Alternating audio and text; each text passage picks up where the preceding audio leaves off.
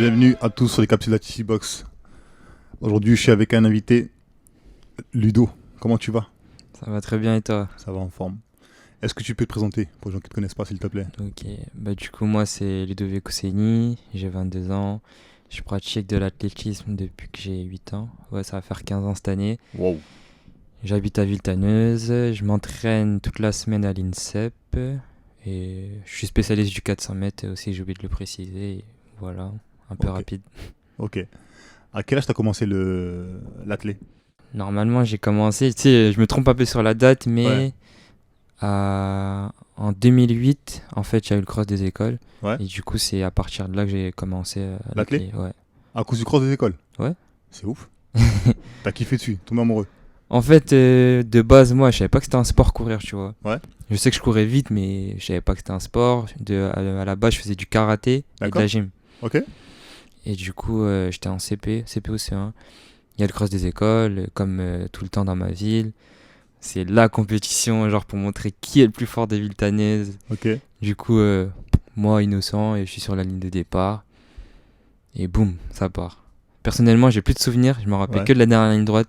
J'étais premier et j'arrive devant mon directeur qui me ressent en fait. Et du coup, moi j'ai gagné. Ok. Et Mhm. il y a un monsieur, il est là avec un papier. Il me dit oui, j'ai bien vu comment t'as couru. Viens mercredi prochain, un petit entraînement.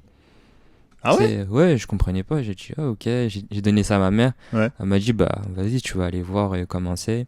Et en fait, c'était le club de Pierre Michel Villetaneuse qui commençait à ouvrir en fait. Ah Un tout ouais. nouveau club. Ok. Du coup, ben, j'ai testé et après, j'ai aimé les entraînements. Tu sais, c'était un peu ludique, on faisait des jeux, balle au casino, balle au Ouais. Ouais. prisonnier, Ouais. épervier. Ouais.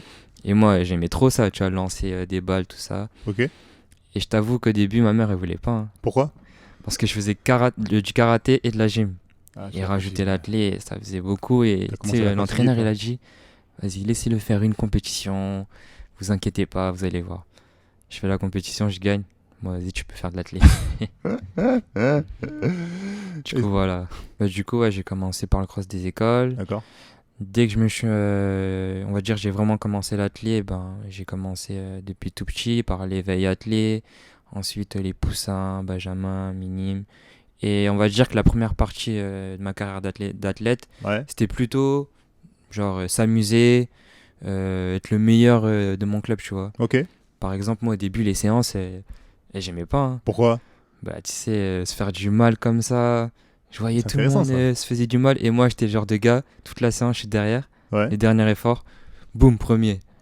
J'étais comme ça avant. Ah ouais? Ouais. T'avais quel âge là? Ben, comme je t'ai dit, hein, éveil attelé, poussin, Ça, benjamin. c'est quel âge ça? Ça, je crois, c'est 7-8 ans, 7 9 8 ans? ans, ouais, un truc Ok. comme ça. Et malgré ça, je gagnais en compète, hein. Ouais. Genre, je faisais des perfs et tout, mais à l'entraînement, j'aimais pas ça. Moi, j'aimais bien les jeux. Genre, balle aux prisonniers, course-poursuite, tout ça. Moi, Hmm. c'était mon kiff de ouf. Ok. Du coup, ça a commencé comme ça. Arrivé vers minime, de minime à ouais, Benjamin à cadet, Mhm. là, ça a été différent. Mhm. C'était de l'amusement, Ouais. mais vu que j'avais un bon groupe d'entraînement, Ouais. on était 5 6 7 Ok. garçons, et nous, c'était la guerre à l'entraînement. Et en compète, c'était. Du coup, on arrive à tel endroit, ouais, faut qu'on batte tout le monde, quoi. Ok. Personne nous bat en relais, en lancer. Et du coup, finalement, avec cette émulation de groupe, on était trop fort. On Ok. arrivait sur des départementaux, on prenait des médailles partout. Ah ouais?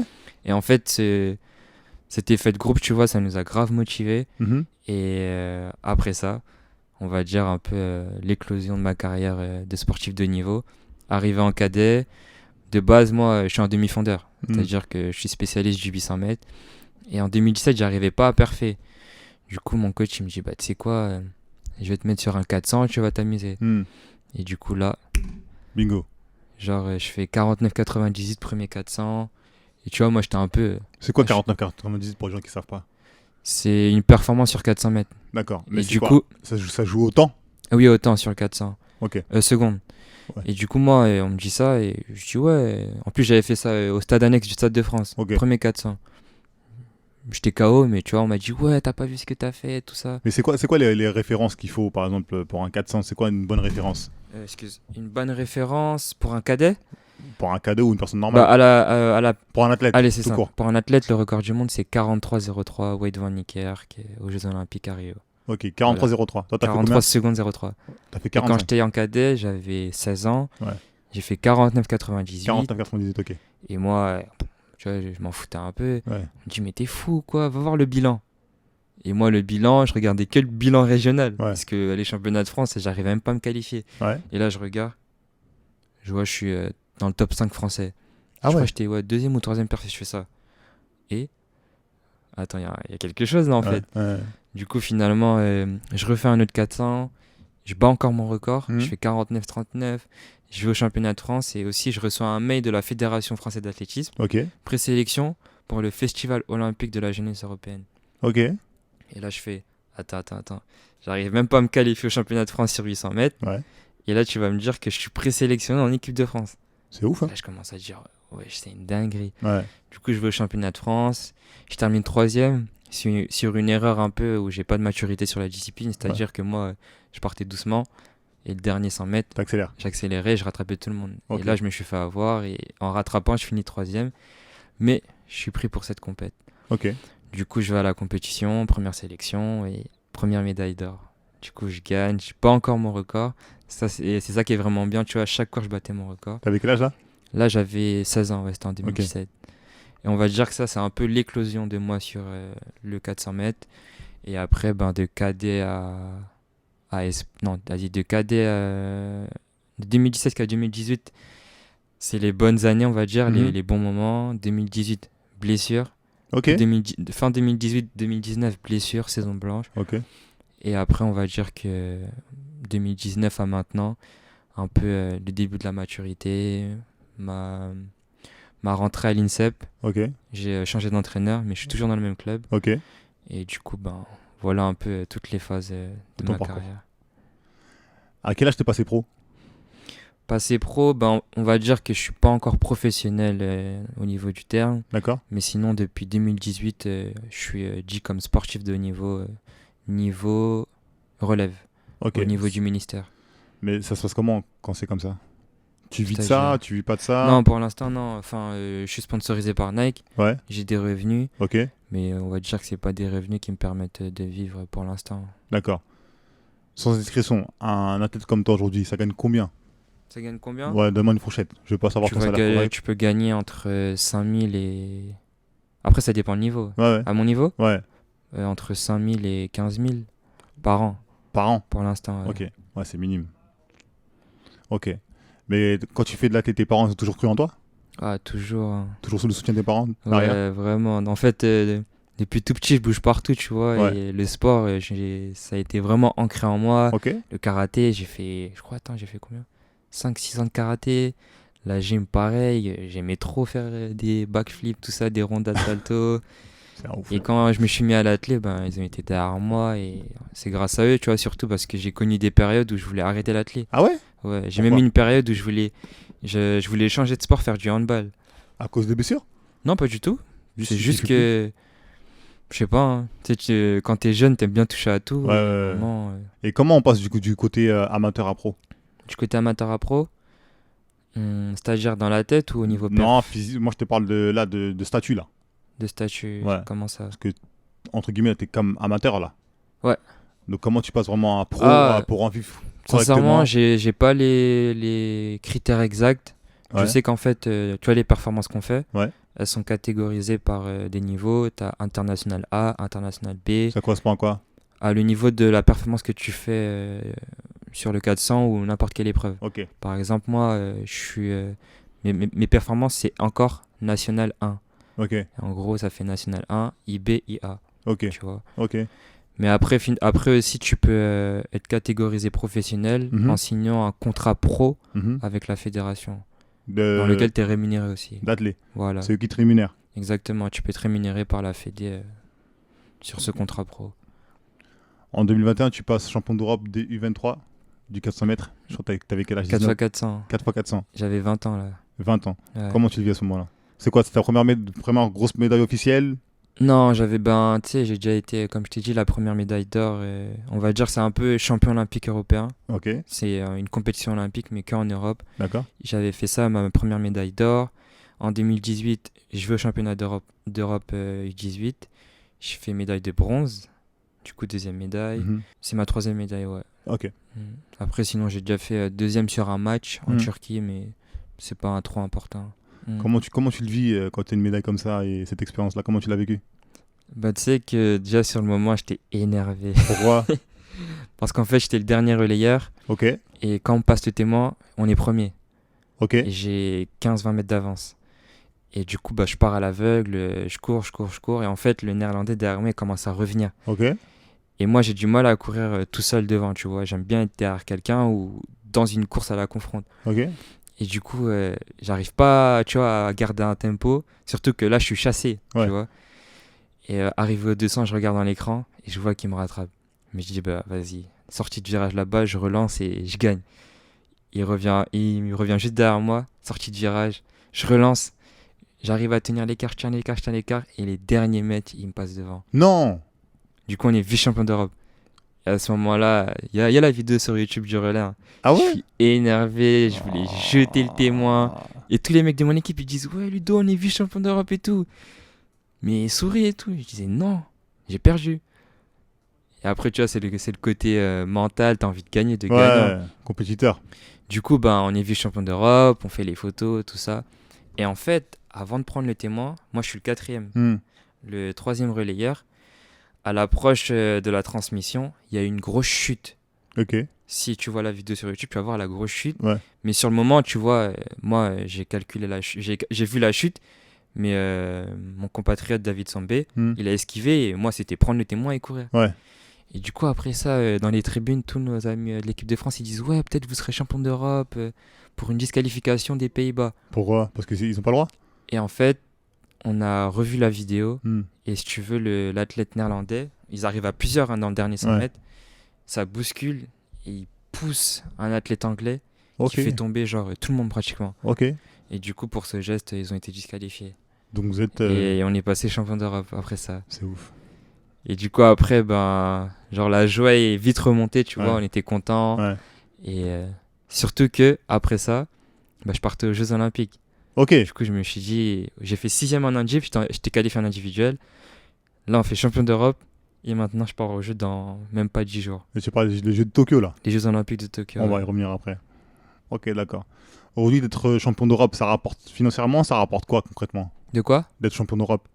C'est-à-dire C'est-à-dire en termes de visibilité, en termes de bah déjà, c'est revenus. un titre, tu vois, c'est pas rien. Ouais. Comment ça s'appelle Mais en dehors du titre, ça rapporte quoi? Sur le financièrement, statut, ça ouais. m'a rapporté 0 €. Ah ouais? Ouais, mais après, au niveau du statut, oui, Ça au moins, change? bah oui, t'as un nom, t'as un titre ben, sur ton CV, on va dire, Ouais. sur ton palmarès, et oui, ça fait quelque chose. Ok. En équipe de France, ça se passe comment? Vous avez un staff? C'est quoi? C'est toi qui le payes? Comment ça se passe? Non, en équipe de France, t'as déjà le staff, Ouais. choisi par la fédération, D'accord. mais sinon, non, il n'y a pas de... on finance rien, en fait. Pour l'instant. Non, Demain, si t'es pro, ça se passe comment? Pareil? si je suis pro, oui, c'est pareil. Ah, Quand c'est t'es en sélection, en fait, tu finances rien. en sélection. Mais après, en club, ça se passe comment? Ah, en club, c'est différent. En club, ben, Toi qui gères- si, toi qui gères tes- si t'as un kiné et tout, c'est sûr que tu vas le financer. Par exemple, moi, je suis à l'INSEP Ouais. et je paye mon année à l'INSEP. Ok. Et grâce à ça, bah, j'ai accès au kiné, j'ai accès à la salle, aux appareils de récupération, Ok. à tout l'environnement de l'INSEP. Mais si demain t'es en club, on prend l'exemple d'Usain Bolt, qui était Ouais. avec son coach. C'est lui qui paye tout, son coach, la préparation, Ouais, tout ça. c'est ça. c'est Après, auprès ça, du- ça dépend. Tu vas tout payer, mais t'as des aides derrière, tu vois. Du coup, Ok. finalement, imaginons, je suis aidé par ma ville, j'ai Ouais. une subvention, Ouais. bah, je vais pas payer de ma poche, je vais prendre cette subvention pour ma préparation. Ok. Tu vois. Mais c'est quand même de l'argent que tu sors Oui. toi, entre guillemets. Oui. C'est Après, pas... c'est de l'argent qui te donne pour ça. Ouais, ouais, tu ouais. vois. Finalement, ça revient à tu payes rien. Ouais, mais est-ce que tu gagnes, toi, de l'autre côté? Oui. Tu gagnes financièrement en ayant les aides, tout ça? Financièrement, Ouais. ça dépend de ton contrat, hein. Mais si demain t'es amené à être en club avec, je sais pas moi, avec ton entraîneur, comment tu Mhm. vas te rémunérer? Comment ça fonctionne? Parce que ça, c'est des trucs qu'on nous, on voit pas, nous, tu vois, Mm. en tant que Bah déjà, on va dire les moyens de rémunération d'un athlète, c'est quoi? C'est les sponsors. Ok. Ça va être aussi les primes en compète. Ok. Tu vois, les Ouais. primes que tu vas faire avec tes sponsors. Ok. Contrat d'image, tu vois, le contrat de la Fédé. Ok. Et en fait, toute cette partie, on va dire, Mhm. ça va dans notre poche. Ok. Tu vois, sur ça, en fait, on n'y touche pas. C'est, on va dire, on met de côté, Ouais. on met ça sur notre compte. Ouais. Et après, tous les contrats d'aide, de partenariat qui sont pour la préparation, on finance tout avec. Ok. Déplacement, stage, médical, appareil, matériel, tout. Tu vois un peu? Ouais, je capte, c'est bon. En fait, ça nous revient à rien sortir de notre poche. Mais aujourd'hui, un athlète qui veut te ressembler, comment il fait pour arriver en équipe de France? Déjà, c'est d'être passionné, de rien lâcher à l'entraînement et surtout avoir des objectifs. Ok. Ça, c'est moi, dans mon club, j'ai eu la chance d'avoir deux athlètes qui ont été en équipe de France avant Ouais. moi. J'étais tout petit encore. De qui tu parles? Mehdi Belhadj et Youssef Mekdafou, des Ok. demi-fondeurs qui ont Ouais. fait les championnats d'Europe de cross, championnats du monde aussi, qui ont été champions de France. Mhm. Et moi, quand j'étais petit, tu sais, quand il y avait un résultat, on faisait un petit pot au club. Ouais. Et ils faisaient un discours, ils étaient habillés en équipe de France. Ah, c'était top ça. Et moi, je disais tout le temps, ce maillot-là, je l'aurais. Genre, je T'étais sûr de vais. toi? Hein? T'étais sûr de toi? Ah oui, j'étais sûr. J'ai dit à tout le monde, mais je vais aller en équipe de France. Et quand, je sais plus, j'avais quel âge. Hein. Hmm. Et après la sélection de 2017, j'ai dit, je voulais faire. J'ai dit que j'allais aller en équipe de France, mais je savais pas que j'allais aller aussitôt en Ok. équipe de France jeune, tu vois. Ok. Ok. Et du coup, finalement, à l'entraînement, tu vois, le fait de s'entraîner avec tous mes amis, se challenger, se Ouais. booster, ça vient tout seul. Vraiment, comme j'ai dit, je faisais du 800, j'arrivais pas à parfait dessus, Mhm. et je suis allé sur le 400, 400. et boum, tu vois. Surtout que quand j'étais petit, quand j'ai commencé l'athlé, c'était la même année que les Jeux Olympiques de 2008, Ok. avec Usain Bolt. Ouais. Et moi, je vois ça, je vois Usain Bolt, et je me dis, mais moi, c'est ça que je veux faire en fait. Genre le sprint. Et finalement, j'ai été dans un club de demi-fondeurs. Ouais. J'ai fait du long, Mhm. c'est tout ce qui est cross, Ouais. 1500, 800. Ouais. Et je suis revenu sur le sprint. Hein. Et pourquoi pas dans les années à venir, je descends sur 100 mètres. Ah, peut-être, hein, qui sait. C'est ça. Mais comment tu t'es programmé, comment t'as programmé ton mindset pour pouvoir atteindre ce niveau-là? En vrai, j'avais pas de programmation, si tu veux. C'était vraiment. Je voulais être le meilleur. Ouais, mais Chaque tu me dis, t'as compétition. 12 ans, tu dis le maillot de l'équipe de France, moi je vais le porter. Il faut avoir quand même une force de caractère quand même, tu vois ce que je veux dire? Sincèrement, ça s'est fait vraiment instinctivement. Tu Ah vois, ouais? c'était, on me disait, il y avait telle compète dans un mois. C'était OK. Bah vas-y les gars, faut qu'on s'entraîne dur. Mhm. Chaque séance, on se boostait carrément avec mon groupe. Mhm. Sur un footing, on faisait la course. Le coach, il disait 20 minutes de footing. Au bout de 15 minutes, t'en as, ils enlevaient les t-shirts, ils se mettaient en short parce qu'ils savaient que, en fait, on se challengeait partout. Et c'est vraiment ça qui nous a permis de nous dépasser. Et surtout en compétition, dès qu'on arrivait, c'était Vous étiez tout prêt. ce que j'ai fait à l'entraînement. Là, aujourd'hui, c'est bon, ça va sortir tout seul, tu vois. C'est là où ton goût de l'effort est arrivé? Ouais, vraiment. Ah, parce qu'avant tu l'avais pas. Avant tu prenais la dernière Non. minute pour courir. Exactement. Et là, Avant, ton tu goût de sais, l'effort, il a commencé j'étais un là. peu dans le confort, en fait. Ouais. Et en fait, pour être un champion, le confort, il n'existe pas. Mais à quel moment ce déclic tu l'as eu? Je l'ai eu arrivé en Benjamin. En Benjamin déjà? Benjamin, ouais. C'est tôt, hein? Ouais. Parce qu'en fait, c'est à partir de là qu'on a vraiment eu ce groupe d'entraînement, tu vois. Et donc dès Benjamin, t'as commencé à Ouais. avoir ce Et en délire. fait aussi, c'est quoi? C'est le fait de... Quand t'es petit, tu fais des petites compètes, on va dire, départementales. Et c'est quand j'ai vu, je faisais les départementaux, régionaux, tu vois. J'ai été champion l'IFA d'épreuves combinées Benjamin. Ah ouais, ok. Genre champion de toute l'Île-de-France. Mhm. Et c'est à partir de là, je me suis dit... En fait, tu te rends compte que t'as quelque chose en toi et tu Ouais. peux faire des choses Ouais, dans ce ouais. sport. Mais aujourd'hui, c'est quoi l'écart entre un amateur et un pro? L'écart qu'il y a. En performance? Que ce soit en perf, que ce soit en... Peu importe, mais... Parce que moi, je dis toujours aux gens qu'il y a un écart entre les pros et les amateurs. Des fois, il y a un grand écart entre les deux. Tu vois ce que je veux dire? C'est Alors, quoi qui les différencie? je vais te dire l'entraînement. Ouais. C'est sûr que si tu t'entraînes pas plus de 10 heures par semaine, tu pourras pas avoir le niveau d'un pro. Mhm. Il y a aussi le mental, Mhm. parce que finalement, sur une ligne de départ, on a fait tous les entraînements possibles. Mhm. On a presque tous le même niveau, Mhm. et ça se joue à quelques détails. C'est quoi ces détails? Hein? Les détails là, dont tu parles, c'est quoi? C'est le mental.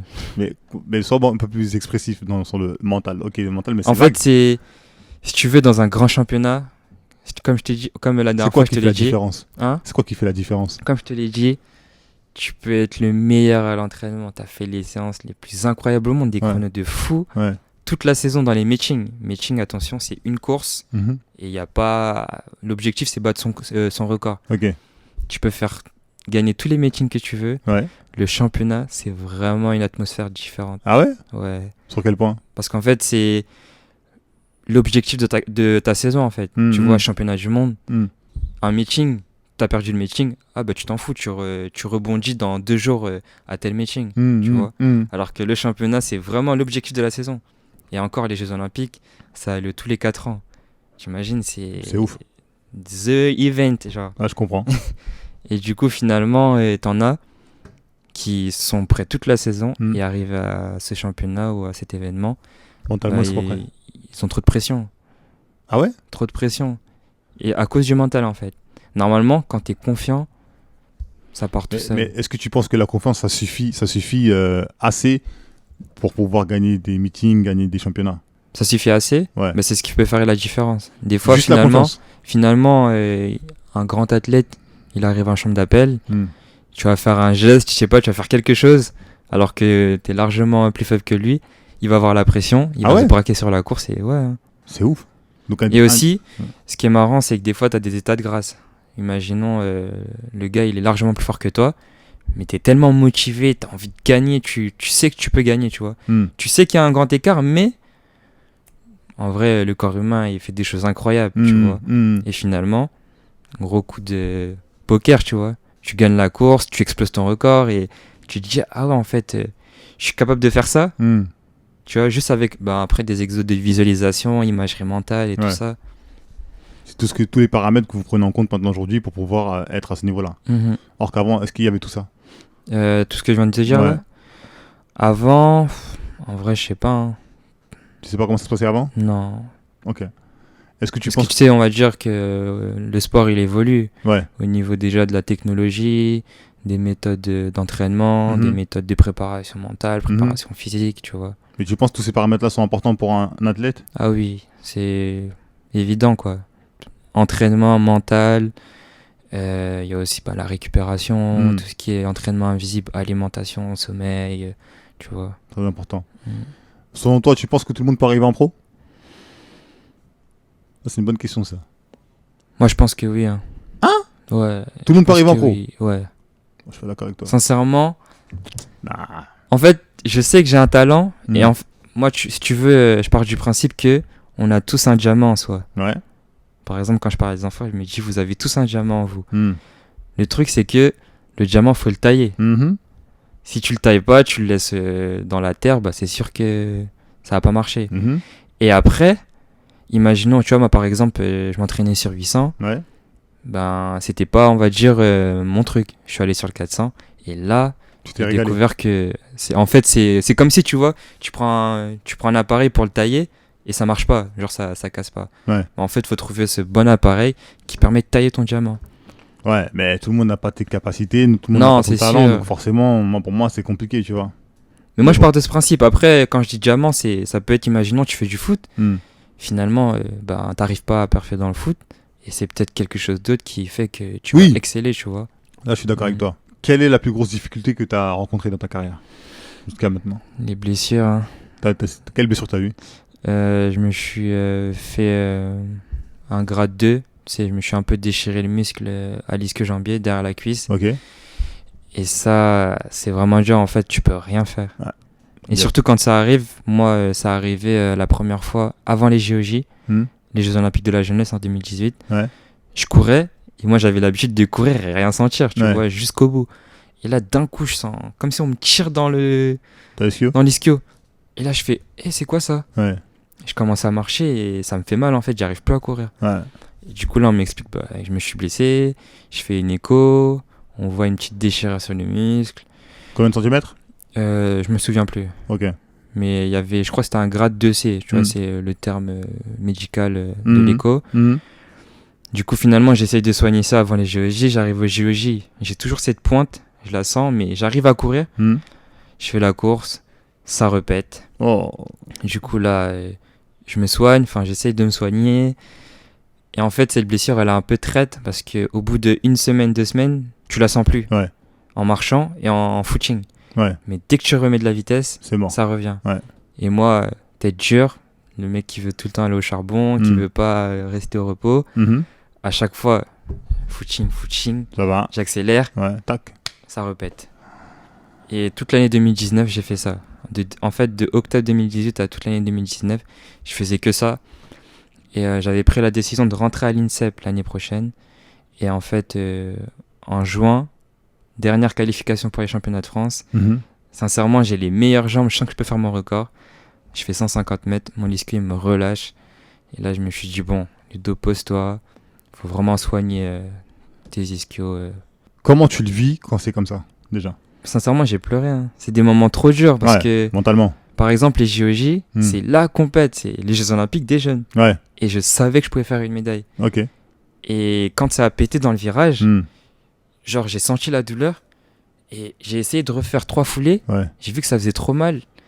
Et voir en fait les athlètes partir, c'est comme si ton rêve, il s'évaporait. Il s'envole. Et à ce moment-là, en plus, il y avait ma famille c'était en Argentine, qui était venue de France jusqu'en Argentine. Ah ouais. Et quand je les ai vus, genre, j'étais triste, j'ai pleuré, je leur ai dit, je sais pas pourquoi vous êtes venus, j'étais dégoûté, tu vois. Ok.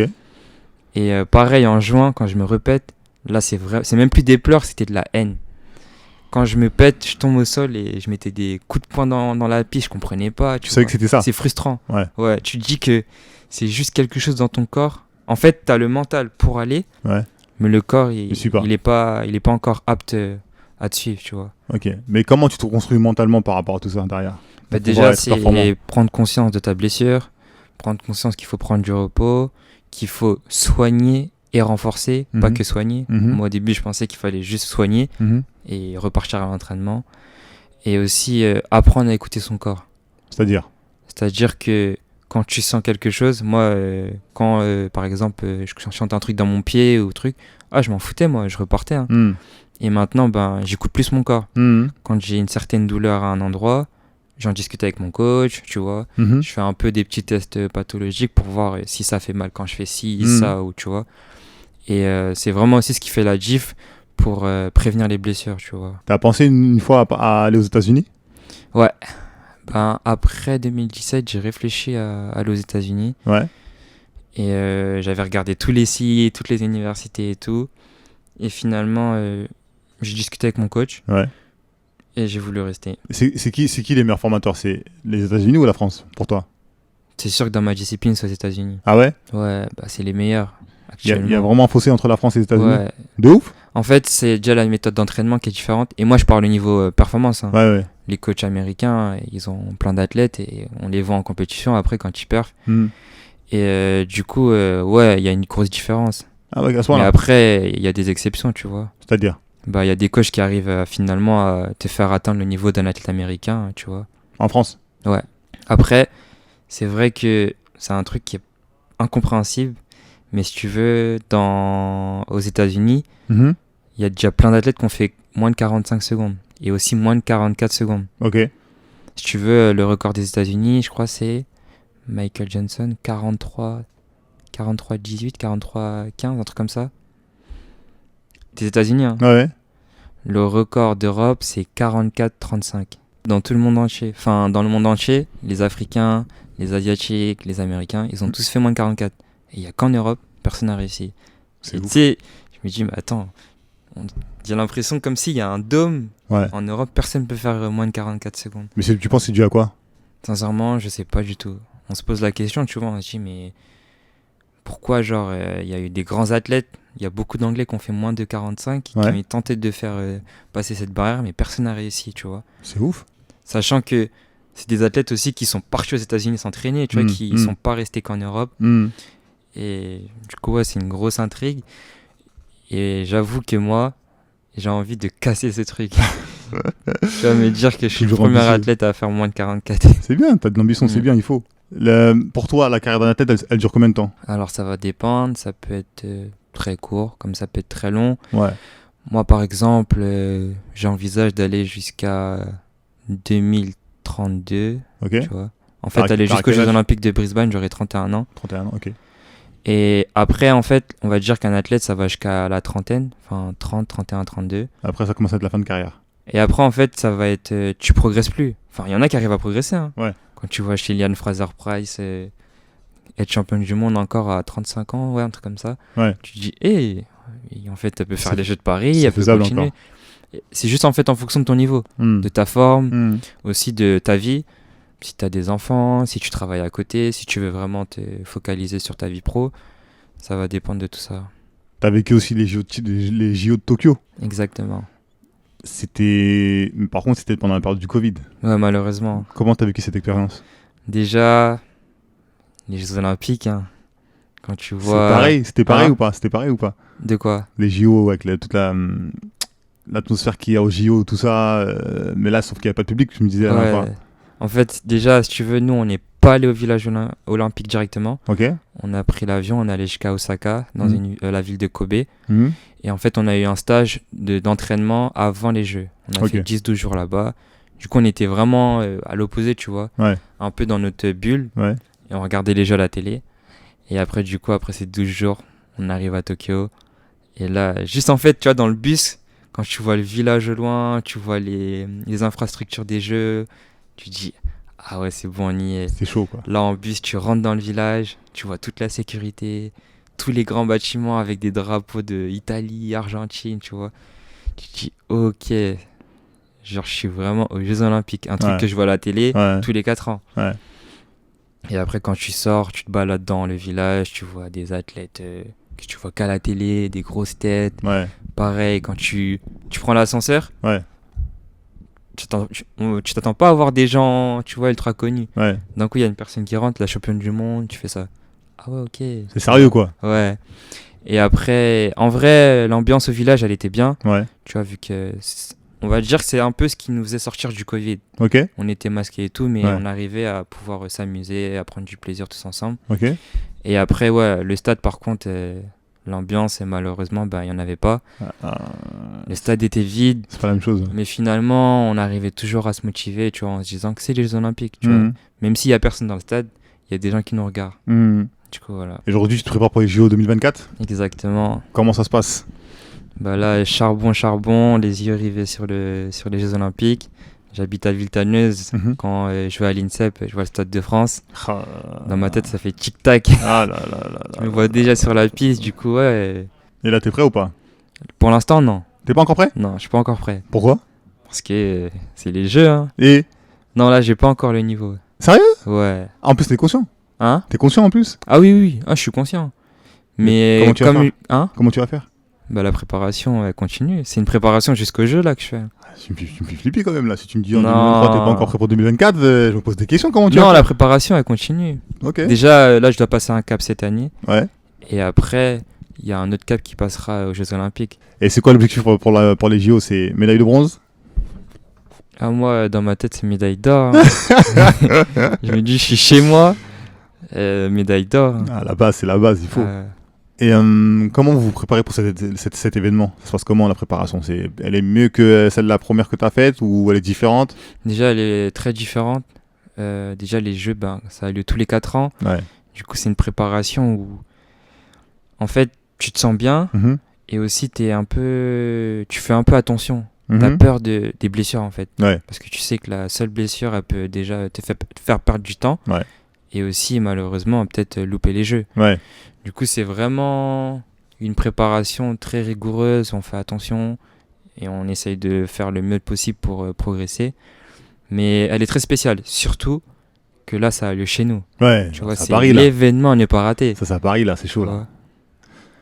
Tu reviens de la Réunion, qui sont tes origines. Oui. Pour un meeting, ça s'est passé comment là-bas ? Ah, l'ambiance, c'est le meilleur meeting de ma vie pour l'instant. Pourquoi ? Parce que c'est à la maison ? C'est à la maison, l'ambiance réunionnaise et tout. Et ta famille ? Toute la famille. Ah ouais ? Ah oui, toute la famille est venue. Les frères de mon père, mes cousins, cousines, mes petits cousins, cousines. Non, ça m'a fait trop plaisir et je pense que aussi si je fais cette performance, c'est grâce à eux. Ok. T'as fait quoi sur ce meeting-là ? J'ai fait un 400. Ouais. J'ai fait 46 secondes 23. Ouais. Et c'était mon premier 400 de la saison et pour l'instant, c'est ma meilleure entrée en carrière. Ok. Mais il faut pas oublier que votre saison, elle est en décalé. Ouais. Donc là, c'est en fait, moi, c'était il y a un mois. Ok. Et là, j'ai recouru. Et là, clairement, je suis en baisse de régime. Je suis en baisse de forme. J'ai couru dimanche dernier à Forbach. J'ai fait 47 secondes 13. Ok. Mercredi dernier à Montreuil, 46 secondes 72. Du coup, là, ça n'a rien à voir, tu vois. Ok, ah bah c'est chaud quand même. Mais après la saison, moi, j'ai les championnats d'Europe Espoir mi-juillet. Et je dois être prêt le 1er juillet. Du coup, là, il va me rester presque un mois. Ok. Et les championnats du monde seniors qui ont lieu fin août. Mais la date limite, c'est les élites qui ont lieu fin juillet, tu vois. Et donc là, pour tout ça, t'es prêt? Pour l'instant, pas encore. Enfin, la préparation a été faite. Hein. Ouais. Maintenant, c'est les compétitions, tu vois. Il faut prouver en compétition et aussi faire remonter la forme que j'ai perdue. Comment mentalement tu te prépares à tous ces événements? Comment tu te conditionnes à ça? Mais déjà, visualisation, tu vois. Tu fixes tes objectifs, t'en parles avec le coach et après, le but, c'est déjà d'être sûr de toi. Imaginons, je dis que je vais être champion d'Europe. Faut vraiment que je me mette dans la tête de ce champion. Genre, qu'est-ce qui fait la différence entre les autres et moi qui veux être champion? Il y a vraiment des choses comme ça, des paramètres que tu dois mettre en place. Ouais. Et après, la préparation, rester focus. C'est dur, mais faut encaisser, faut y aller parce que tu sais que la récompense au bout, elle est bonne. Elle est belle. Elle est belle. Ok. Qu'est-ce qu'on peut te souhaiter aujourd'hui? Qu'est-ce qu'on peut me souhaiter? Ouais. En vrai, la santé, hein. Vraiment prévenir les blessures, c'est-à-dire rester le plus loin possible de ça et pouvoir m'entraîner et progresser dans l'assurance quoi, et la confiance. Ok. En tout cas, Ludo, merci d'être venu. Franchement, c'était un moment très agréable de voir toute ton expérience, même si tu es jeune quand même, mais je trouve que tu as beaucoup de maturité, tu as beaucoup d'expérience dans le sport de haut niveau. Et c'est un plaisir de te suivre dans tes compétitions. J'espère que tu vas tout arracher. Merci. Tu as intérêt à nous ramener la médaille. Hein. T'inquiète, ça arrive. Parce que moi, je veux une photo ici avec mon panneau TCB avec toi et ta médaille. Ah, t'inquiète, on va l'avoir après. Avec plaisir. Allez. Ok. En tout cas, merci et je vous dis à bientôt pour un nouvel épisode. À bientôt. Ciao.